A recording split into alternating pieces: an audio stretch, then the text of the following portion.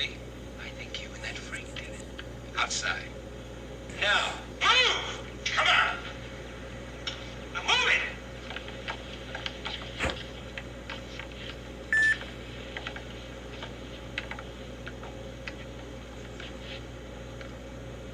Looks like somebody broke your door.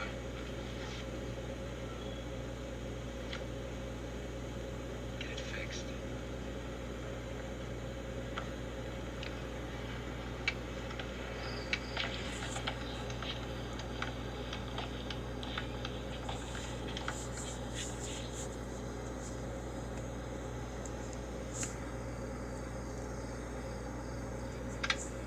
Go on home, Goldie. Just walk down the street and go on home. Come on home, baby. Come on, walk down the street and go on home. Go on. Come on, nigga, run. I ain't running no place. No. Just run down the street. Nigga, kill me here, man. You wanna kill me, motherfucker? Then off me, kill me, you know what I mean? Cause I ain't running no motherfucking place, cause I ain't no track star. But I'm gonna get your ass. I'll kill you, son of a bitch. Kill me, motherfucker, son of a bitch. I'll blow your fucking head off. I'll kill you, you black bastard. Blow you fuckers, I gotta get it. You motherfucking punk. You punk, Goldie. We gonna get the motherfucker. You punk. You ain't shit. I'm gonna get him. Goldie, we gonna get him, cause the pull down on this man ain't using shit, baby. The motherfucker pulled a gun on me, man. I ain't bullshit, brother. We gonna get him. Punk ass motherfucker. Alright, Shalom, Shakabar, Bun Yahweh, Bun Yasharala. I'd like to give praises to Yahweh Bashim Shai, and double honors to the elders, apostles, a great millstone, and salutations and peace and love to the Akim, the elect that's pushing his word, truth and sincerity. All right. This week's motivation is the institutionalized racism. All right. Basically break down racism that affect us economically and spiritually. The event or tool that corporations or institutions, these Edomites use against us, using the scriptures, documents, pointing out, the certain events like, what's going on, you know what I'm saying? So I'm gonna get down to it real quick. All right. I got this article.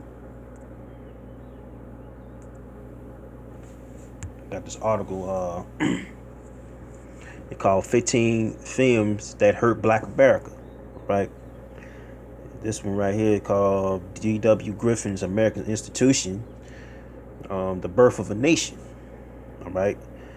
This movie started in 1915, all right? It say the movie that is often credited with creating modern narrative filmmaking is also responsible for recruiting Ku Klux Klans all over the country and for cementing hateful perceptions of African Americans, which is African Americans, so-called African Americans, is the children of Israel. You know what I'm saying? Which is it was the Israelites, tribe of Judah. All right, that persists to this day. All right, African Americans have always had a bit of a love-hate relationship with the movies, while black artists in front of and behind the cameras have created indelible performance stories and images that audiences of all backgrounds cherish.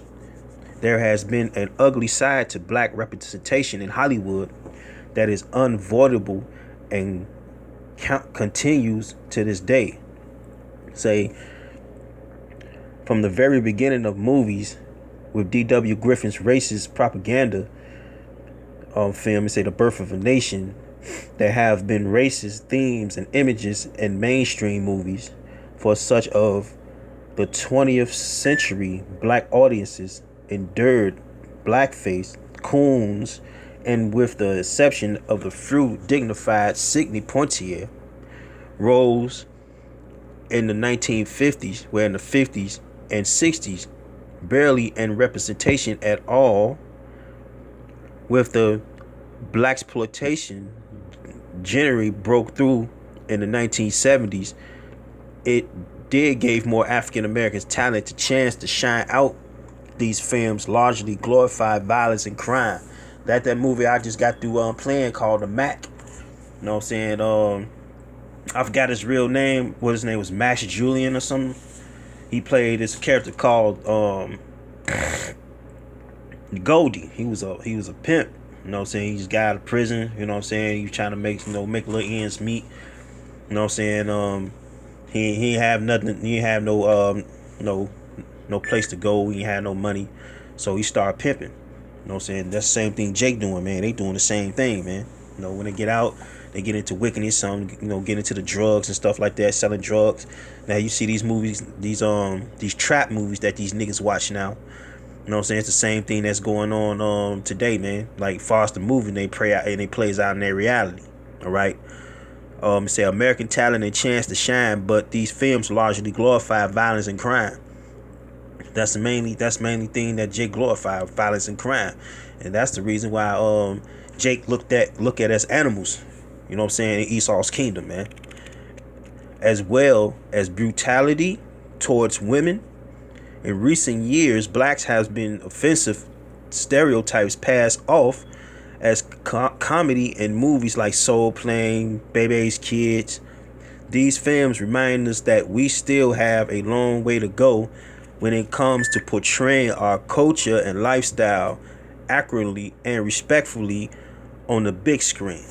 So basically, man, Jake been stereotyped, man, for a long time, man. We've been stereotypical, from Esau and these other nations for a long period of time, and they constantly copy us too. You know what I'm saying? To make fun of us and stuff like that, just because of Esau and his Hollywood, this Hollywood madness, man. All right. It's another one right here. It's a 15 films that hurt Black America. Stefan Fetchit in Hearts of Dixie, 1927. During the Hollywood's golden era, the only roles mainstream black actors were given the opportunity to play were humiliating and usually racist. Few were as successful as Stefan Fetchit, billed as the laziest man in the world. So they basically they consider us lazy. Black men ain't lazy. Black men are lazy. You know what I'm saying? They sell drugs. You know what I'm saying? They mess with all kind of women and stuff like that. They live off women. That's the propaganda that was pushed out for a long period of time too. That's the institutionalized racism right there. The laziest man in the world, Fetchit, was the first black actor that made millions in the film industry. He starred in dozens of offensive films, and his name is synonymous. All right. So we don't know his name, man, with an era of Hollywood loves to forget. All right.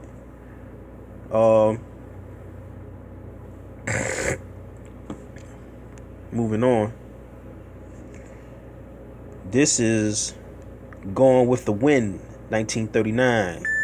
The film is uniquely responsible for perpetuating racist, romanticized myth about slavery and civil war. Although Hattie McDaniel won a historic Oscar for her role as Mammy, the role is undeniably demeaning and a prissy role played by Butterfly McQueen. Picture is cringe-worthy. All right.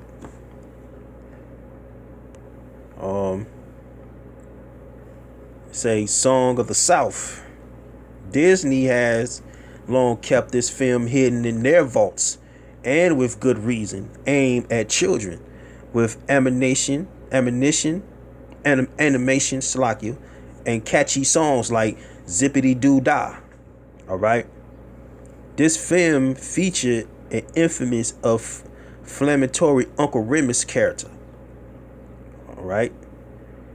So, a product of post-Reconstruction literature, Remus perpetuates the idea of blacks as docile, and content to serve white masters.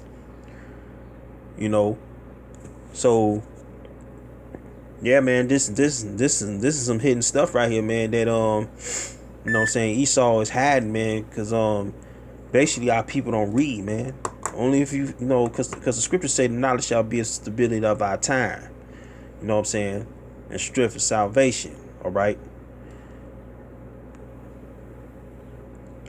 Cleopatra. Alright, when producers originally conceived this big budget epic about Egyptian ruler, they considered casting African American actress Dorothy Dandridge, presuming white audiences would stay away. They cast Elizabeth Taylor in the title role instead. The result was one of the costliest flops in movie history during the 1950s and 60s, with the expectation of Sidney Poitier and a few others. Black performers are largely relegated to the sidelines or not seen at all in films after film. Part that should go to actors of color were played by whites. So basically, man, they use these whites as like the head people, and in the background you see, you know, Jake playing as Egyptians, man, as slaves. So that proves that this is not our rest, man. Whether you in movies or not, this is still not our rest. All right. Superfly by Ryan O'Neal. See, this is a cultural creation that they push back in the 70s. You know what I'm saying? How to drive them nice fancy cars, have a lot of women. You know what I'm saying? Carrying money, carrying a pistol, snorting a little cocaine and stuff like that. You know, and this is the movie that portray, you know what I'm saying, dudes like him, man. Say never a dude like this one. He's got a plan to stick it to the man, and that man is the so-called white man. You know what I'm saying? That's what it's talking about, man. Because basically they use this pimp / revolutionary put together. All right. So if you read the top, it say never a dude like this one. He's got the plan to stick it to the man. The man is talking about the so-called white man, Esau. You know what I'm saying? You can't bring Esau down by the way of your own desire, man. Even though you dealing with cocaine, women, big cars and stuff like that, but they use that to fashion it, you know what I'm saying, to go against Esau at the same time. But it's all set up by the elites, man. Superfly, 1972, a film that shamelessly glorified and even worse justified the drug trade that was alliterating the urban landscape. The killer and contradictory soundtrack by Curtis Mayfield. Superfly. Everybody heard about, Superfly. Curtis Mayfield, the low on right here on the right here. That song Superfly. It's the sleaziest film, only saving grace. You know what I'm saying? So it's an image courtesy of Warner Brothers. All right. So yeah, man. These Black Expo movies and stuff like that, man, it's been portrayed in institutionalized racism. They portray, Jake being players, pimps.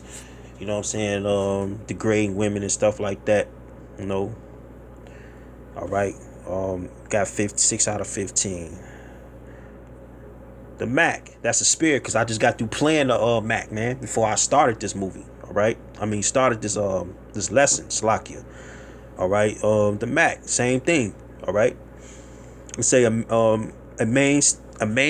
mainstay of the blaxploitation era has probably done more than any film before of since to glamorize the culture of pimps and prostitutes. Unapologetically misogynist and cruel. This movie inspires some great rap, but not much else. So basically, you know what I'm saying, like they played this one song. If you ever watched the movie The Mac, they played this one song, I Choose You. And I don't know, this other rapper, he took that sample and made it a sample called I Choose You. You know what I'm saying? I forgot who rapped it, but they playing it on the radio through mainstream as well. You know what I'm saying? So this has been portrayed, as stereotypical, you know what I'm saying? Like they looking at the black man as a pimp, got all the women, all the hoes and stuff like that looking up to him, and these nice flashy cars and stuff like that. So that's how Jake being portrayed now, man. All right. So when the house shot come back, it ain't gonna be no pimping, and ain't gonna be none of that, because the scriptures say that should not sell your daughters to whoredom. All right. Mandingo is a slave movie. James Mason, Suzanne George, and Perry King. You know what I'm saying? It's one of those slave movies that we grew up on watching. All right. It's a film critic, Roger Ebert, had it just right when he called this violent sexuality exploitation, black exploitation film set on a plantation during slavery racist trash. All right, as you can see on the poster, the picture contains a scene where legendary actor James Mason used a young boy as a footrest to cure his arthritis. Right here in the middle. All right. So they actually they put slavery in movies as well, man. Institutionalized racism, propaganda, stereotypes and stuff like that. And then, you got the so-called white man. You know what I'm saying? His fucking mind, these crackers out here, they think they can bring back slavery again because of this shit here, man. All right. All right, moving on, man. I ain't gonna make the lesson too long. All right. The toy. Now you gotta understand that if you really spiritual, if you see like the toy, Jackie Gleason, you know what I'm saying, he played the Honeymooners back in the day, you know what I'm saying, on Channel 9, Norton, Alex, and all them motherfuckers, man. Excuse my language, when Jackie Gleason told his son he could have any present he wanted, he picked the most outrageous gift of all, Richard Pryor. You know what I'm saying? He was a puppet, man. You know what I'm saying? Under elites. This represents the elites, and this represents Jake, man. Jake is a puppet, man, under elites, man. All right. So this is basically this is a subliminal message that you can see right here, the toy. It's a 1982. Say despite being arguably the most gifted stand-up comedian of all time, Richard Pryor can redeem. You know what I'm saying? Redeem means to be brought back. This embarrassment. Right. Pryor plays an unemployed writer hired to be a rich white child's human plaything. Some would argue slave. Panned by critics at the time of its release, it was still a decent hit at the box office. You know what I'm saying? So this movie went viral, man, and millions and millions of dollars was paid off, man. Though this movie, man. Because they make a lot of money off Jake, man. All right. So moving on. This is what's Scarface. This is the only movie that Jake loved to be portrayed as a Scarface. Scarface been in hella rap. It been in like they had shirts, niggas wearing shirts. Scarface. You know what I'm saying?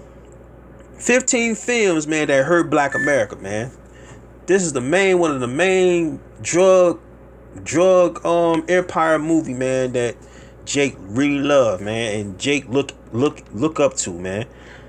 Even though this gangster classic feature an Italian playing a Cuban, all right, Al Pacino, he's a Jake anyway.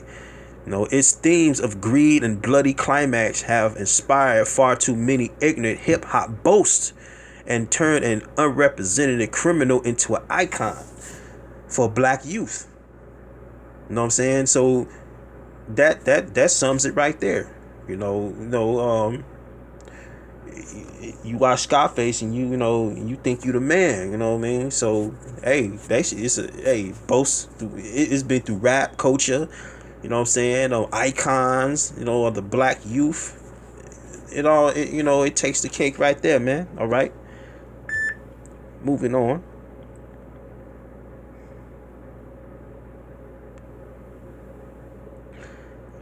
Driving Miss Daisy, you know, it's an ultimate white liberal fantasy about an old Jewish woman befriending her kindly black driver during segregation. May have had good intentions, but its sympathetic, what's a simplistic narrative pales in comparison to the more intensive exploitation of race of the same year. Do the Right Thing, directed by Spike Lee. Ironically, Driving Miss Daisy won an Academy Award Best Picture. Right, being a slave. You know what I'm saying? This picture reminds me of this new movie that's out now called Get Out, man. You know what I'm saying? This is another depiction of Get Out. While Spike Lee masterpiece wasn't even nominated, man. All right. So basically, they ain't nominate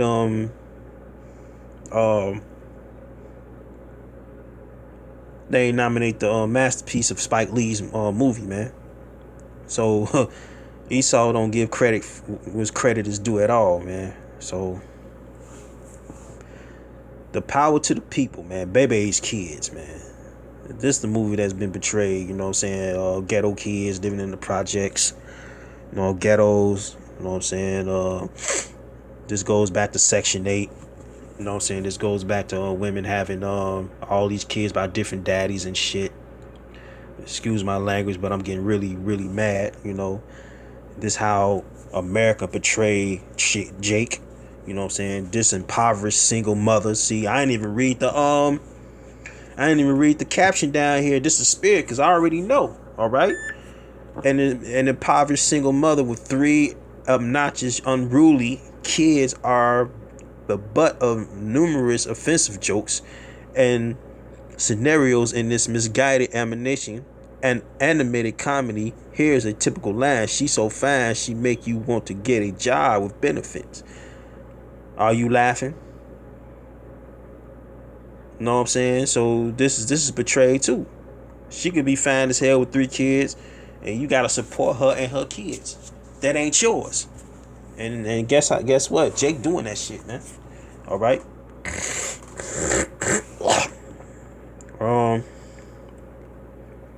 Green Mile.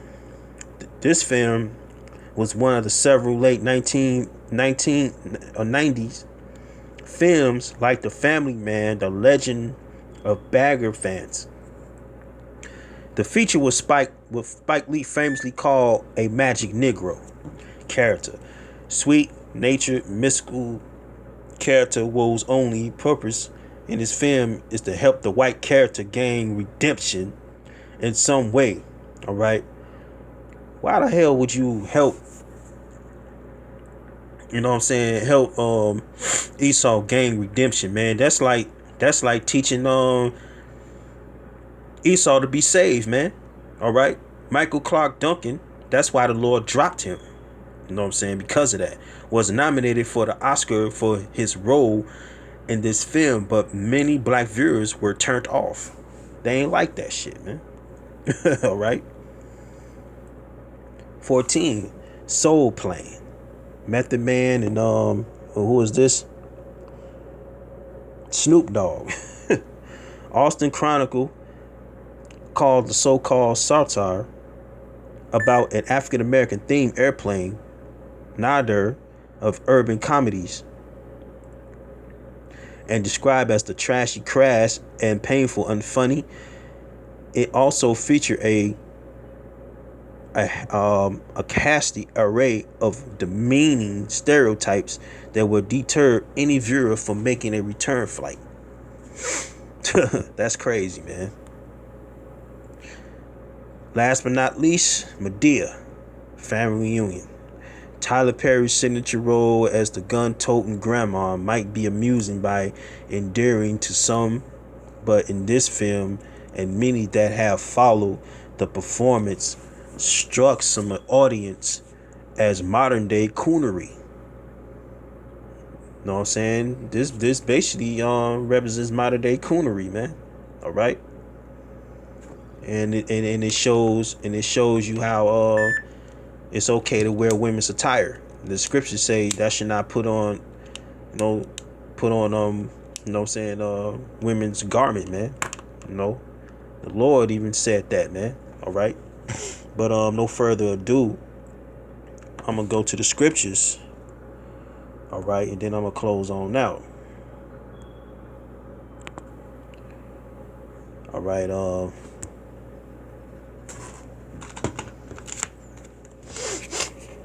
I'm gonna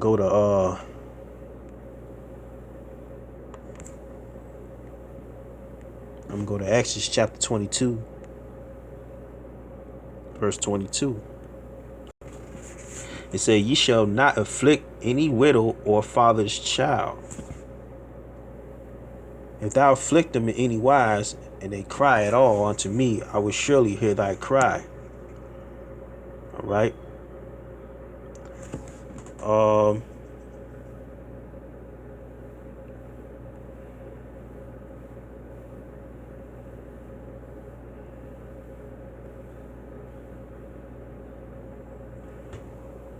Shalakia.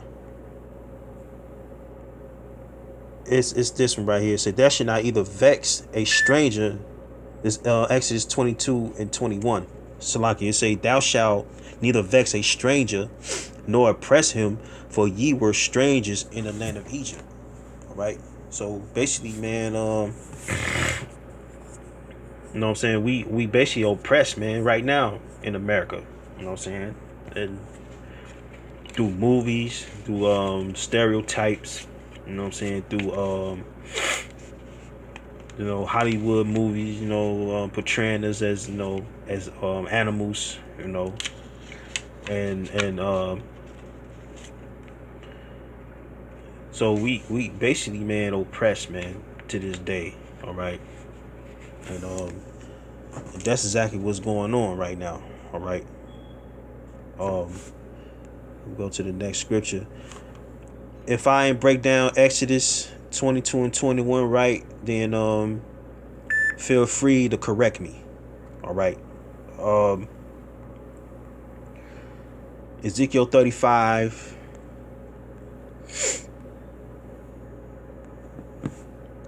and 5. It say, "Because thou had perpetual hatred and has shed the blood of the children of Israel by the force of the sword in time of their calamity," which we is in our calamity. We're in captivity. In the time that their iniquity had an end. All right. So police brutality, you know what I'm saying? These cops killing Jake, the cops killing Jake on these movies too. And that shows the propaganda right there too, that you know what I'm saying, that the movies teach these crackers to shoot Jake on movies. Now they doing it in real life, man. All right. And I'm gonna go to Daniel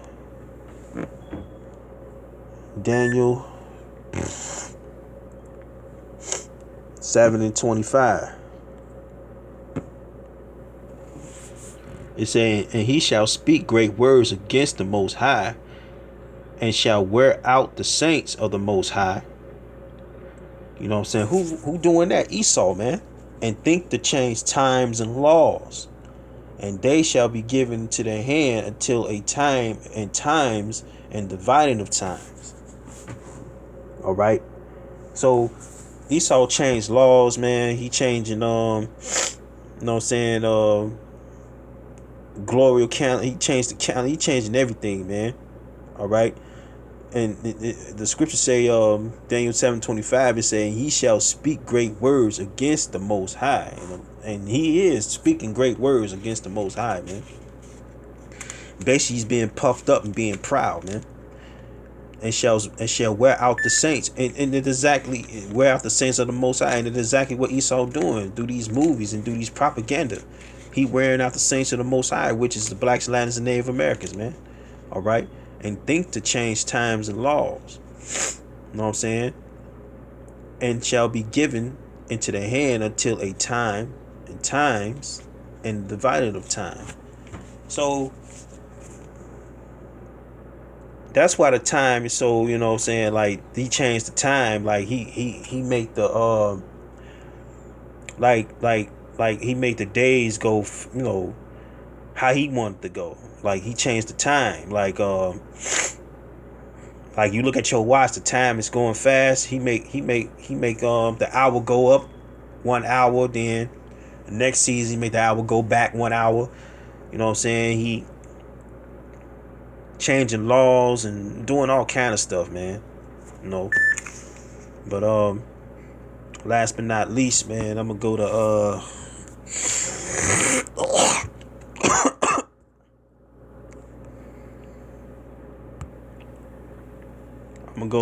Ciroc chapter 12 verse 10.